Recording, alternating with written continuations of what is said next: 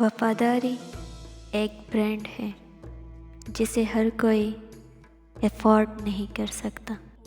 کچھ پل بیٹھا کرو اپنے بزرگوں کے پاس، ہر چیز گوگل سے نہیں ملا کرتی۔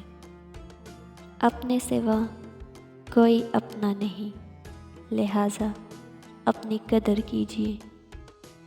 زندگی میں اس سے زیادہ افسوس کا مقام اور کیا ہوگا جب آپ کے خلوص اور اچائی کو بھی مطلب سمجھا جائے۔ زندگی ایک انجان کتاب جیسی ہے، اگلے صفحے پر کیا لکھا ہے کسی کو نہیں پتہ۔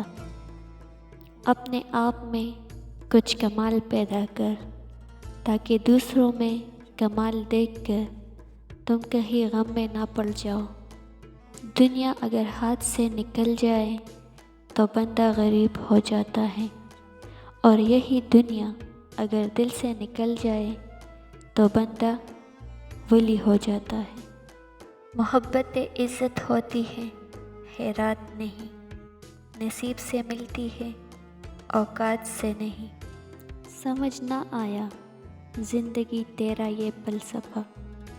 ایک طرف کہتی ہے صبر کا پل میٹھا ہوتا ہے، اور دوسری طرف کہتی ہے کہ وقت کسی کا انتظار نہیں کرتا۔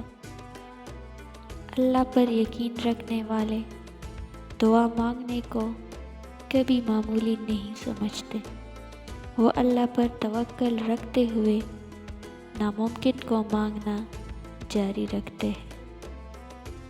ویران زندگی تھی میں خاک جانتا تھا، مولا تیرے قرآن سے پہلے مجھے کون جانتا تھا۔ بھروسہ اور دل ٹوٹنے کی آواز نہیں ہوتی، لیکن اس کی گونج عمر بھر سنائی دیتی ہے۔ غلطیاں ڈھونڈنا غلط نہیں ہے، لیکن شروعات خود سے کرنی چاہیے۔ بے فائدہ ہے زندگی میں لوگوں کا ہجوم، پرخلوص جو مل جائے تو ایک شخص ہی کافی ہے۔ مسکراؤ، اللہ تمہاری پریشانیوں سے بڑا ہے۔ دسمبر سے کوئی گلہ نہیں میرا، میری بربادی میں پورا سال شریک تھا۔ اگر کچھ الگ کرنا ہے تو بھیڑ سے ہٹ کر چلو۔ بھیڑ ہمت تو ضرور دیتی ہے، مگر شناخت چھین لیتی ہے۔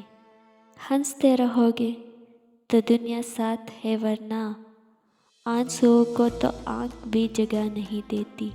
میرے علم نے کیا بے خبر عمل سے مجھے یا رب، ورنہ ہر چیز جھکتی ہے تیرے آگے مدہوش ہو کر۔